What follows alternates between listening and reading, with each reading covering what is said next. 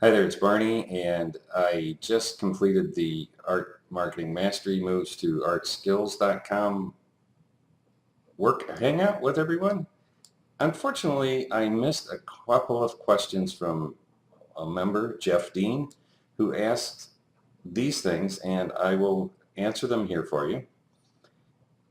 His first question was, if you get, what is your experience and advice regarding exposure and sales in online galleries such as Xanadu and Sachi art?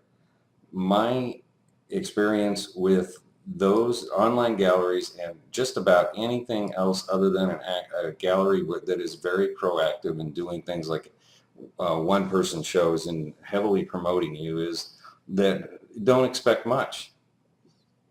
In the case of Xanadu, I don't know, they have hundreds, maybe thousands of artists that are participating. In the case of Sachi, I know they have thousands of artists that are participating. Expecting to just throw something out there and be found in the middle of all of that noise for potential art buyers is not good for your psyche. You need to be in control of everything that you're doing.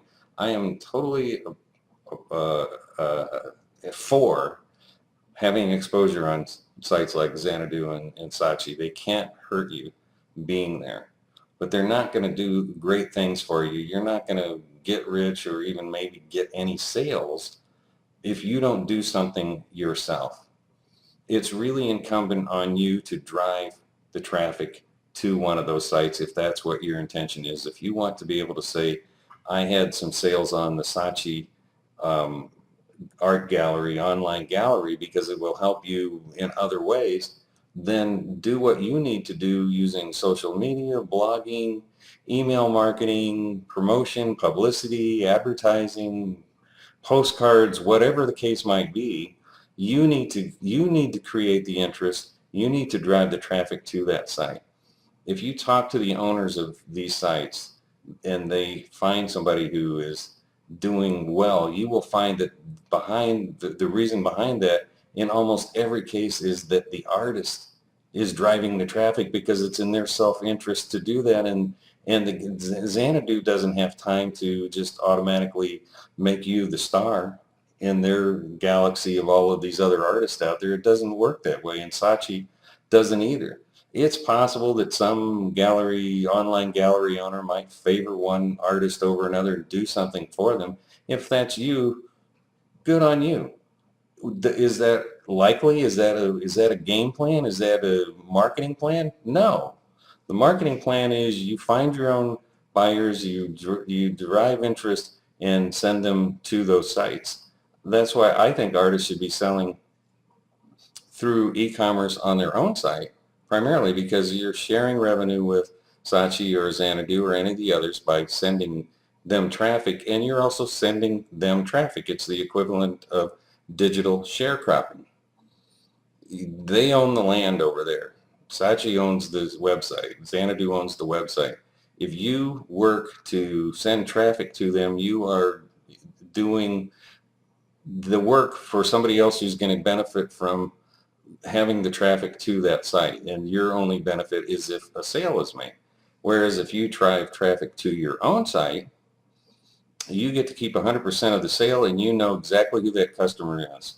That is the best possible outcome. It shouldn't be necessarily the only outcome. I've said before, I believe in doing all these other things. You just have to have a priority of what comes first. And it's still always going to be about promotion, advertising, buzz, getting the word out about you and your art. There's no two ways around that. I talked at length at one point to the owner of FineArtAmerica.com, who told me one of his top artists made more than $10,000 a month. She takes interesting, different images, photographic images of cars, and then spends a lot of time on the weekends at car shows promoting the work that she did, and then driving the traffic back to Fine Art America, where people will go and buy framed prints and of the work that she's created. So she's got a really unique, it's not just a picture of a car. She has a unique way of going about and finding a way to capture the car's image or essence in a different way than most other photographers would. It's not just straight up picture of here's a car. And then she hustles to get traffic back to the site, and that's why it's working for her. So in that case, Fine Art America is just a vehicle for her.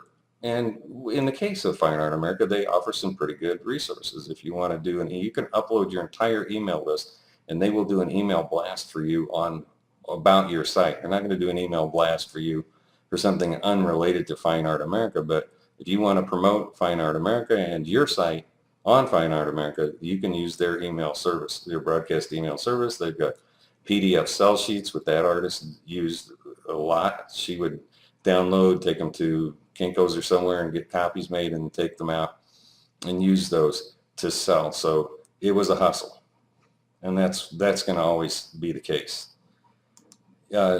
Jeff, your other question was, what are the best strategies and considerations for email contact with friends and acquaintances to let them know I have a new website and what I'm doing, and ask for the opt-in to the email list?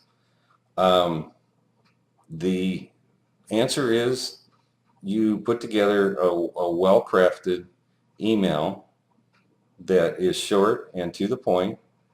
Maybe it has a picture of the website, and ask them to come to the website and opt in. You could put a link to ask them to opt in, but people don't just give their email list out, their email address out to anybody, even friends, without giving them something in return. It is quid pro quo. You need to have a way. Why are you doing this? Let me out.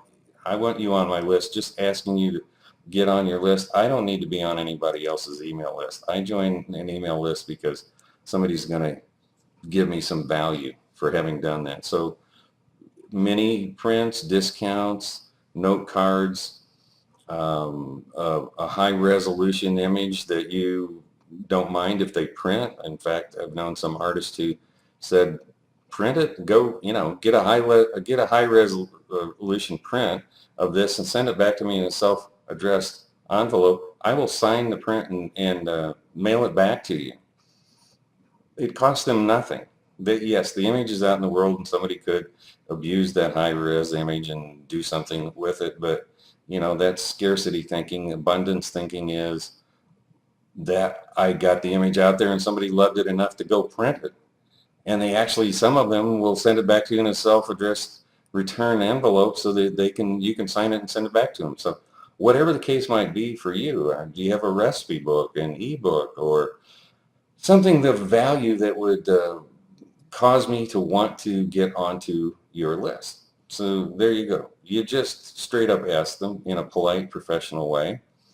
Explain, what's on your website, invite them to come and take a look, and then give them an offer and a compelling reason to opt into your email list. Friends and family are only slightly, more likely to do that for you than a total stranger. So you need a plan to make it work for strangers as much as you do your family and friends. But don't overthink it. Just short, professional, to the point.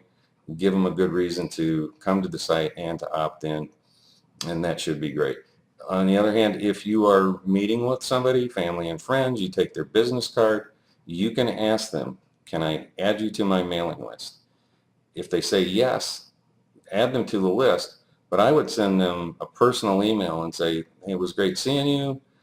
Just as we talked about, wanted to give you a heads up that I've added you to my list. I think that when anybody gets added to your list, you should have an email series of 1, 2, or 3 emails that goes out to them right away, because as soon as somebody is added to the list, that's the strongest time.